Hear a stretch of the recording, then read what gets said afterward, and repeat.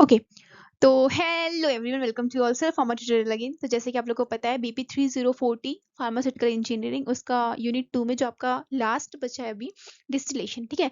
Distillation unit 2 में आपका जो नेक्स्ट बता रही हूँ, डिस्टिलेशन में सिंपल डिस्टिलेशन क्या होता है ये मैंने कवर कर दिया था। नहीं देखा हो तो जाके देख लेना, मैंने प्लेलिस्ट में ऐड कर दिया है और डिस्क्रिप्शन में भी अभी ऐड कर दूंगी। Distillation under reduce pressure, fractional distillation, और सबसे इंपॉर्टेंट जो कि कभी कभी पूछता है, सिंपल डिस्टिलेशन और फ्रैक्शनल डिस्टिलेशन में डिफरेंस क्या है, ठीक है। तो देखो, डिस्टिलेशन अंडर रिड्यूस प्रेशर, देखो अभी आप लोग को पता है कि रिड्यूस प्रेशर क्यों करना पड़ रहा है और हम कैसे करते हैं। आप लोगों ने ये असेंबली जो यहाँ पे लगी हुई है, ये आप लोगों ने एग्जैक्ट देख लिया था, सिंपल डिस्टिलेशन की तरह है। ये हमारा क्या है, ये हमारा यहाँ पे जो भी हमारा डिस्टिलेट, मतलब जिसको हमको रखना है डिस्टिलेशन करने के लिए सोल्यूशन, वो हमारा यहाँ फिल होता है। ये हमारा क्या होता है, यहाँ से हम हीट प्रोवाइड कराते हैं। ये हमारे स्टॉप क्लॉक होता है, मतलब कितना ज़्यादा हमें जो यहाँ पे मेनली हम टेम्परेचर चेक कर रहे हैं वो लगा होता है। तो ये हम लोग इसको कम और ज़्यादा कर लेते हैं, इसलिए लगा होता है। ये हमारा क्या होता है, इसको मेनली कंडेंसर जो होता है वो कहते हैं। यहाँ पे धीरे धीरे हमारा ठंडा होता है, जो भी यहाँ पे वाष्प बन यानी वेपर बन के जाता है वो यहाँ आता है और धीरे धीरे क्या होता है, ये ठंडा होता है। ठंडा होने के बाद यहाँ पे ड्रॉप के फॉर्म में इकट्ठा होता है, जिसे डिस्टिलेट लिक्विड कहते हैं। अच्छा, एक हम वैक्यूम पंप लगाते हैं, तो मतलब क्या कह रहा है, mass of vapour pressure form जो होता है इस डायरेक्टली प्रोपोर्शनल होता है वेपर प्रेशर ऑफ एवापोरेटिंग लिक्विड के। यानी देखो, इसमें कह रहा है कि जितना ज़्यादा मास फॉर्म होगा, यानी जितना ज़्यादा हमें यहाँ पे मिलेगा, वो किसके डायरेक्टली प्रोपोर्शनल होगा, वेपर प्रेशर ऑफ एवापोरेटिंग, यानी जितना ज़्यादा हमारा एवापोरेट होगा उतना ज़्यादा यहाँ इकट्ठा होगा। ये हो गया डायरेक्ट प्रोपोर्शनल। लेकिन एक्सटर्नल प्रेशर जो होता है उसके इन्वर्सली प्रोपोर्शनल है। यानी बोल रहा है कि अगर बाहर की ओर प्रेशर ज़्यादा रहेगा तो ये जो हमें मिल रहा है, यानी मास ऑफ वेपर फॉर्म, यानी जो हमें वेपर फॉर्म होकर के यहाँ मिल रही है, ये हमें कम मिलेगी। लेकिन जितना ज़्यादा हमारा यहाँ अंदर, जितना ज़्यादा हमारा वेपर बनेगा, उतना ज़्यादा यहाँ पे हमारा मास, मतलब वेपर प्रेशर ऑफ एवापोरेटिंग लिक्विड, वो हमारा यहाँ पे उतना ज़्यादा होगा। यानी सिंपल कह रहा है कि जितना ज़्यादा जो एवापोरेट होने वाला जो लिक्विड है, सिंपल समझो, देखो यहाँ पे हम रखे हैं लिक्विड, ये गर्म हो रहा है। अब गर्म हो रहा है तो यहाँ पे कोई चीज़ें एवापोरेट हो रही हैं, तो जितना ज़्यादा इसका प्रेशर रहेगा, यानी एवापोरेटिंग लिक्विड का वेपर प्रेशर जितना ज़्यादा रहेगा, उतना ज़्यादा हमारे यहाँ पे मास मिलेगा। मास मतलब डिस्टिलेट लिक्विड मिलेगा। लेकिन जितना ज़्यादा एक्सटर्नल प्रेशर होगा, उतना कम हमें डिस्टिलेट लिक्विड मिलेगा, ठीक है। तो अब हम क्या करेंगे, वैक्यूम प्रेशर लगाए, मतलब वैक्यूम के थ्रू हम लोग क्या करें, अंडर रिड्यूस प्रेशर हम लोग मैनोमीटर यहाँ पे लगाते हैं, चेक करते हैं उसका प्रेशर कितना है। यहाँ एक वैक्यूम पंप लगा देते हैं। तो according to the formula, water is allowed to evaporate at 40 degree Celsius at 9.33 kilo parcel, मतलब पास्कल। मतलब इसमें क्या बोल रहा है कि 40 डिग्री सेल्सियस पे और इतने प्रेशर पे हमारा जो होता है वाटर जो होता है वो एवापोरेट होना स्टार्ट हो जाता है। The mass of vapour form in unit time is approximately 11 time, that is 760 divide by 7 for water, ठीक है। तो ये नॉर्मली बताया गया कि कितना होता है, यानी हम जब प्रेशर, मतलब अंडर रेड्यूस प्रेशर, जब हम लोग कम करते हैं प्रेशर को, तो हमें क्या होता है, ज़्यादा हमें डिस्टिलेट लिक्विड मिलने लगता है। तो ये आप असेंबली थोड़ा सा बस याद रखना है इसमें, क्या कि यहाँ पे एक वैक्यूम प्रेशर लगता है, क्योंकि मैंने एक लाइव लिया जो अभी परसों, उसमें बच्चे मतलब जो भी थे वो ये बता रहे हैं कि उन्हें इसका कंस्ट्रक्शन नहीं याद हो रहा है इंजीनियरिंग में। तो देखो यार, इंजीनियरिंग का कंस्ट्रक्शन कुछ है नहीं अगर आप सिर्फ इसका डायग्राम याद रख रहे हो तो, ठीक है। नेक्स्ट बात करते हैं फ्रैक्शनल डिस्टिलेशन की। देखो, फ्रैक्शनल डिस्टिलेशन मतलब क्या है, इस सबसे पहले इसका प्रिंसिपल देखो, separating and purifying the component of mixture of two or more miscible liquid having different boiling point. समझ आ रहा है। देखो, जो सिंपल डिस्टिलेशन था वो हम लोग किस लिए कर रहे थे, कि हम उनके लिए कर रहे थे जिनका बॉइलिंग पॉइंट थोड़ा सा आपस में बराबर था, ठीक है। लेकिन आपस में सेम था, फिर भी वो डिस्टिलेशन हो रहा था, मतलब सिंपल डिस्टिलेशन नॉर्मल, और वो इमिजिबल था, ठीक है। लेकिन हम फ्रैक्शनल डिस्टिलेशन मिजिबल के लिए करते हैं, जिसका बॉइलिंग पॉइंट क्या है, आपस में क्या है, डिफरेंट है। समझ आया। जैसे कि मान लो हमारे पास एसीटोन है, उसका बॉइलिंग पॉइंट 56 डिग्री सेल्सियस है, और मिथाइल अल्कोहल है, उसका बॉइलिंग पॉइंट 65 डिग्री सेल्सियस है। तो हम जब बॉइल करेंगे तो जिसका बॉइलिंग पॉइंट क्या होगा, कम होगा। समझ रहे हो, कम होगा, यानी 56, ये सबसे पहले इवापोरेट हो जाएगा। तो ये इवापोरेट हुआ, इकट्ठा हो गया एक जार में, हम उस जार को हटा लिए, हमें मिल गया एसीटोन। अब जो दोबारा, जो थोड़ी देर बाद उड़ करके वापस जार दूसरे जार में आएगा, क्योंकि हम जार वाला हटा के एक नया जार लगा दिए कुछ देर बाद, वो हमारा मिथाइल अल्कोहल हो गया। क्योंकि हमें पता है जब हम कोई चीज़ को बॉईल करते हैं तो जिसका बॉइलिंग पॉइंट कम होता है वो सबसे पहले क्या होता है, इवापोरेट होता है। इतना तो पता ही है। तो यहाँ पे एक चीज लिखिए कि if the boiling point of liquid in the mixture are very close to each other, then such mixture can be purified by the fractional distillation. यानी हम फ्रैक्शनल डिस्टिलेशन का यूज करके जो बॉइलिंग पॉइंट जिन लिक्विड का पास पास होता है उनको अलग कर सकते हैं। Difference is boiling point of the mixture, यानी जो डिफरेंस होता है boiling point of the mixture का is usually less than 25 degree, मतलब 25 डिग्री से कम होना चाहिए। ये नहीं कि एक का यहाँ तो 56 बोल दिया और एक का मान लो 100 पार बोल दिया, ऐसा नहीं। 25 का डिफरेंस होगा तो ही हम अलग कर सकते हैं, ठीक है। एक लाइन लिखी है कि for fractional distillation a suitable fractionating column is placed between the flask and the condenser, ठीक है। एक हम कॉलम मैं दिखाऊंगी कौन कौन से कॉलम के टाइप्स होते हैं, वो इंपॉर्टेंट है, उसको देख लेना, ठीक है। इतना आई होप आप लोग को समझ आएगा फ्रैक्शनल डिस्टिलेशन। ये कभी कभी 2 मार्क्स में भी पूछता है। देखो अब इसका प्रिंसिपल क्या है, more volatile liquid distillate out first leaving behind the less volatile. मतलब सबसे पहले जिसका बॉइलिंग पॉइंट ज्यादा कम होगा 56 वाले का, वो सबसे पहले एवापोरेट हो जाएगा और उसके पीछे पीछे living behind the less volatile, फिर जो कम वोलेटाइल वाले होंगे वो बाद में जाएंगे। When a liquid mixture is distilled, the partial condensation of the vapor is allowed to occur in the fractionating column. ये बोल रहा है कि जब लिक्विड मिक्सचर जो है वो क्या है, डिस्टिल्ड है, मतलब प्योर है ऑलरेडी, तो पार्शियल कंडेंसेशन होगा किसका, वेपर का, वो धीरे धीरे अलाउ करेगा फ्रैक्शनेटिंग कॉलम के थ्रू। कॉलम जो होती है इसमें असेंडिंग वेपर और डिसेंडिंग दो चीज हो रही है, यानी ऊपर से जो वेपर आ रही है from the still is allowed to come to contact with the condensing vapour resulting in to still, and this result in enrichment of the vapour with the more volatile component. यानी ये कह रहा है कि ऊपर से जो होता है हमें एक वेपर मिलता रहता है जिसकी वजह से हमें ज्यादा वोलेटाइल कंपोनेंट जो होता है इकट्ठा होता है by condensing the vapour and the reheating the liquid repeatedly. मतलब बार बार कंडेंस होता रहता है और बार बार वो हीट होता रहता है। Equilibrium between the liquid and vapour is set at each stage which ultimately result in the separation of a more volatile component। ये बोल रहा है कि सिंपल हमें बहुत ज्यादा वोलेटाइल कंपोनेंट मिलता है जिसकी वजह से वो तुरंत, देखो इसका एप्लीकेशन और डिसएडवांटेज इंपॉर्टेंट है। जो फ्रैक्शनल डिस्टिलेशन होता है ये यूज करते हैं वोलेटाइल जो कि मिसिबल होते हैं और जिनका जो बॉइलिंग पॉइंट होता है वो बहुत क्लोज होता है। क्लोज मतलब पास पास 25 का डिफरेंस होता है, ठीक है। मोर देन 25, इससे ज्यादा नहीं, लेस देन 25 या 25। जैसे कि एसीटोन हो गया और वाटर, याद रखिएगा नाम, और क्लोरोफॉर्म और बेंजीन, ठीक है।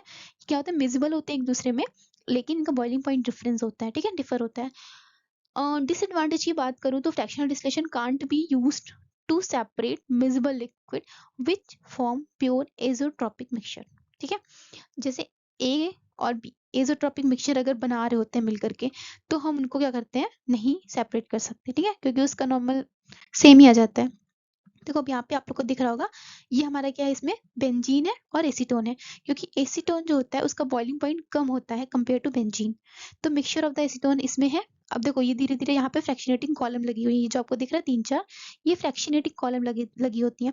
ये थर्मोमीटर लगा होता है, ये कंडेंसर लगा होता है और इसको लेबिंग वाटर कंडेंसर भी कहते हैं, मैंने पहले ही बता रखा है। और ये फ्रैक्शनेटिंग कॉलम होती है। तो अब देखो क्योंकि एसीटोन जो होता है वो पहले जाएगा ना, क्योंकि उसका बॉइलिंग पॉइंट कम है कंपेयर टू बेंजीन, तो हमारा सबसे पहले यहाँ रिसीवर में क्या इकट्ठा हो गया, एसीटोन हो गया इकट्ठा, ठीक है। तो ये हो गया आपका फ्रैक्शनल डिस्टिलेशन। कुछ पॉइंट्स इसमें इंक्लूड है। If the difference in the boiling point of two liquid is not much, अगर देखो दो लिक्विड है अगर उसका बॉइलिंग पॉइंट बहुत ज्यादा नहीं है, मतलब डिफरेंस ज्यादा नहीं है, तो simple distillation can not be use to separate them, मतलब सिंपल डिस्टिलेशन हम उसको नहीं कर सकते ना। तो the vapour phase of such liquid are formed with the same temperature range and the are condense simultaneously. तो मतलब ये बोल रहा है कि वेपर जो होगा वो सच लिक्विड का एक साथ ही उड़ने लगेगा सेम टेम्परेचर पे और वो हम कंडेंस एक साथ हो जाएगा, तो हमें क्या ही मतलब, वो सेपरेट नहीं हुई चीजें, इसके लिए फ्रैक्शनल डिस्टिलेशन यूज करते हैं, ठीक है। तो in this technique vapour of liquid mixture are pass through a fractionating column before condensation. The fractionating column is fitted over the mouth of the round bottom bath. आप लोगों ने देखा था कि राउंड बॉटम बाथ जो थी उसके पास ही हमारा क्या फ्रैक्शनेटिंग कॉलम जो है वो इकट्ठा था, ठीक है। तो हम लोग वहां पे उसका क्या कर रहे थे, यूज कर रहे थे।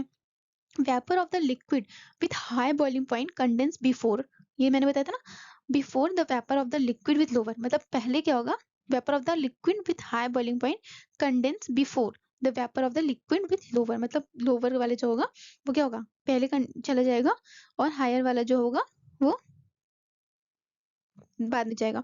The vapour rising up to the fractionating column, जो वेपर राइज हो रहे हैं फ्रैक्शनेटिंग कॉलम में, become richer is more volatile component.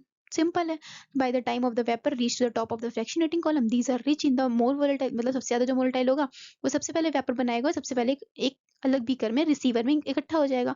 अब fractionating column provide many surface, मतलब देखो फ्रैक्शनेटिंग कॉलम क्यों यूज कर रहे हैं इसमें ये बता रहा है, क्योंकि वो सरफेस एरिया बढ़ा देता है। अब जितना ज्यादा सरफेस एरिया रहेगा उतना ज्यादा हीट एक्सचेंज होगी between the ascending vapour and descending vapour condensed liquid, यानी जो नीचे मेन हमारा लिक्विड है जिसे हम गर्म कर रहे हैं उसमें जो वेपर है और जो एकदम ऊपर में वेपर है, इन दोनों के बीच में एक अलग हीट एक्सचेंज होगी जिसकी वजह से हमें मोर वोलेटाइल कंपोनेंट मिलते हैं। Some of the condensing liquid is in the fractionating column obtain heat from the ascending vapour and revaporise. Simple ये बोल रहा है कि असेंडिंग वेपर जो है यानी जो ऊपर से वेपर आ रही है वो क्या करेगी, वहां से हीट मिलती है और वो वापस से मतलब वापस से क्या हो जाते हैं, वेपराइज हो जाते हैं।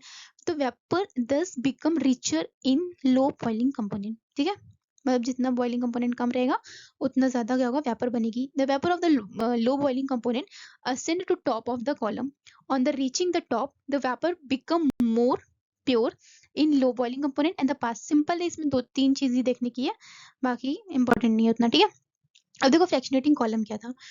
इन फ्रैक्शनल डिस्टिलेशन स्पेशल टाइप के still heat are required to condensation and revaporisation affected continuously. तो this is known as a fractionating column, मतलब स्पेशल टाइप के कुछ स्टिल हेड होते हैं जिसको यूज किया जाता है कंडेंसेशन के लिए और रीवेपराइजेशन के लिए। A fractional column is essential a long vertical tube in which a vapour passed upward and partially condensed. The condensed flow down the column. मतलब सिंपल ये कह रहा है कि मान लो हमारे पास एक सिंपल सी ट्यूब है, ठीक है, ट्यूब में हम लोग फ्रैक्शनेटिंग कॉलम लगा दी। ये कॉलम जो है क्यों यूज कर रहे हैं, मान लो हमारे पास कोई वेपर गया और वो ऊपर रह गया, ठीक है, अब वो यहाँ नहीं जा पा रहा है, मतलब जो कंडेंसेशन है उसका कंडेंसेशन नहीं हुआ, वो ऊपर की वॉल जो है उसमें रह गया। अब वो जो फ्रैक्शनेटिंग कॉलम है वहां से वापस से क्या हो जाएगा, धीरे धीरे धीरे धीरे ठंडा होकर के कुछ उसमें वापस चले जाएंगे, कुछ नीचे आ जाएंगे, ये है। ठीक है, तो एडवांटेज क्या है इसका, it offer a large cooling surface, पहला for the vapour to condense, मतलब ये कूलिंग सरफेस दे रहा है ना, ये नहीं कि डायरेक्ट वो जा रहा है कंडेंसेशन के लिए, यहाँ पे कुछ कूल हो रही है क्योंकि वहां पे कॉलम लगे हैं। पहला, the obstruction to the ascending vapour allow easy condensation, यानी जो असेंडिंग ऊपर का जो वेपर है उसमें मतलब उसके लिए क्या करेगा, वो इजी कंडेंसेशन कर देता है। तो दो टाइप के होते हैं, पहला पैक्ड कॉलम आता है, एक प्लेट कॉलम आता है। देखो पैक्ड कॉलम और प्लेट कॉलम क्या होता है, some of the packing is use the column to affect the necessary liquid and vapour content, मतलब वेपर कांटेक्ट के लिए हम लोग यूज करते हैं पैक कॉलम को, दिख रहा है ये पूरा पैक है ऊपर से नीचे तक। The packing may consist of the single turn helical that is spiral of wire और ग्लासेस और ग्लास रिंग और सिलेंड्रिकल ग्लास बेड और स्टेनलेस स्टील की रिंग होती है। जैसे कि आप लोग को ये दिख रहा है छोटा छोटा, ये क्या है, स्टेनलेस स्टील की नॉर्मली प्लेट्स होती हैं, स्प्रिंग सिंबल बोलते हैं। अब देखो packed column consist of the tower containing a packing that become a wetted with a film of liquid, मतलब ये लिक्विड इसमें फिल होता है which is brought into the contact of the vapour in inverting substance. जो long fractionating column है ये जरूरी होता है when the boiling point of the constituent are very close. पहली चीज, क्योंकि फ्रैक्शनेटिंग कॉलम, फ्रैक्शनेशन हम लोग क्यों कर रहे हैं, फ्रैक्शन डिस्टिलेशन, क्योंकि बॉइलिंग पॉइंट जिनका क्लोज उनके लिए कर रहे हैं तो हम कॉलम भी उसके लिए यूज करते हैं। और शॉर्ट फ्रैक्शनेटिंग कॉलम जो होता है वो यूजफुल होता है boiling point of the constituent differ considerably. ठीक है, तो ये दोनों हो गया कि हम लोग लॉन्ग वाला अगर यूज कर रहे हैं, शॉर्ट वाला यूज कर रहे हैं। तो सिंपल ये वेपर कंडेंसेशन है, ये हमारा क्या है, रेक्टिफाइंग सेक्शन है, कुछ रेक्टिफाइंग और स्ट्रिपिंग सेक्शन है, ये आप लोग को इतना ज्यादा इंपॉर्टेंट नहीं पढ़ना, ठीक है, बस स्ट्रक्चर एक बार देख लो। Packing must be uniform so as to obtain proper channel, पहला मतलब जो पैकिंग हो रही है वो बढ़िया तो हम लोग यूज करते हैं बढ़िया चैनल का। If packing is irregular mass transfer become less effective, मतलब कह रहा है इफेक्टिव, अगर पैकिंग जो हो रही है अगर वो सही से नहीं होगी तो मास जो हमारा यानी जो डिस्टिलेशन हो रहा है वो क्या हो जाएगा, लेस इफेक्टिव। नेक्स्ट हमारा प्लेट कॉलम है, देखो छोटी छोटी इसमें प्लेट्स लगी हुई हैं, आप लोग को दिख रहा है। तो प्लेट्स में आपका दो टाइप के होते हैं, बबल कप प्लेट और टर्बो ग्रिड प्लेट, आपको बस ये दो याद रखना है, कौन कौन सा, बबल कप और टर्बो ग्रिड।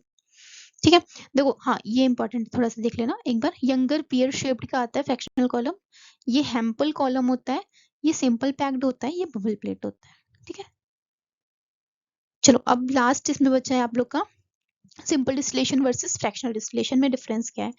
तो देखो इसको स्टार्ट करने से पहले मैं आप लोग खुद से सोचो ना, सिंपल डिस्टिलेशन हम लोग क्यों यूज कर रहे थे, वाटर के लिए।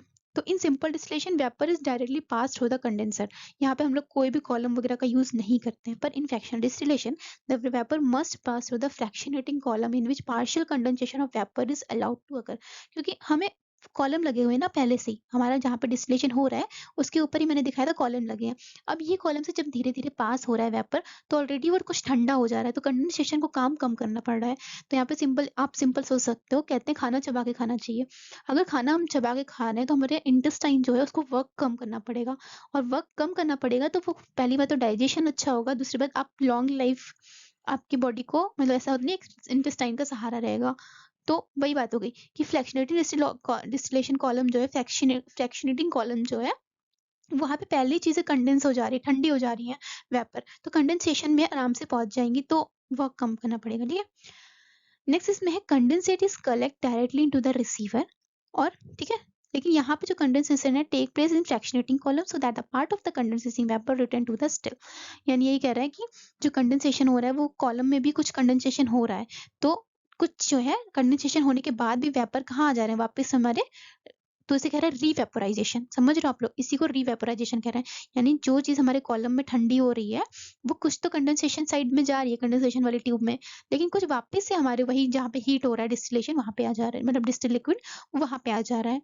ठीक है, तो इसी को रीवेपोराइजेशन कहते हैं, फिर वो वेपोराइज होगा फिर हो जाएगा, ऐसा होता है। ठीक है, इसमें इसमें हम यूज करते हैं large difference in boiling point अगर होता है तो, मतलब बहुत ज्यादा, मान लो ए है और बी है, इन दोनों की बहुत ज्यादा डिफरेंस होता है बॉइलिंग पॉइंट का, तो करते हैं। लेकिन हम जो फ्रैक्शनल डिस्टिलेशन करते हैं जो, वो उन लिक्विड के लिए करते हैं, मिजिबल लिक्विड के लिए करते हैं जिनका बॉइलिंग पॉइंट क्या होता है, बहुत पास पास होता है। तो ये मेनली आपके क्या थे डिफरेंस थे, simple distillation versus fractional distillation को, इसको देख के जाएगा, इंपॉर्टेंट क्वेश्चन है, पेपर में आ सकता है। तो एक बार अगर आप लोग यहाँ तक पहुंच गए होंगे तो प्लीज कमेंट करके बताइएगा कि आप लोग को चीजें समझ आ रही है कि नहीं। ठीक है, तो नेक्स्ट अब फ्रैक्शनल डिस्टिलेशन के बाद जो आपका बचा हुआ है नेक्स्ट, आई थिंक फिल्ट्रेशन वगैरह बचा है, we will cover that points. Okay, तब तक के लिए टाटा बाय बाय, जय हिंद, जय भारत।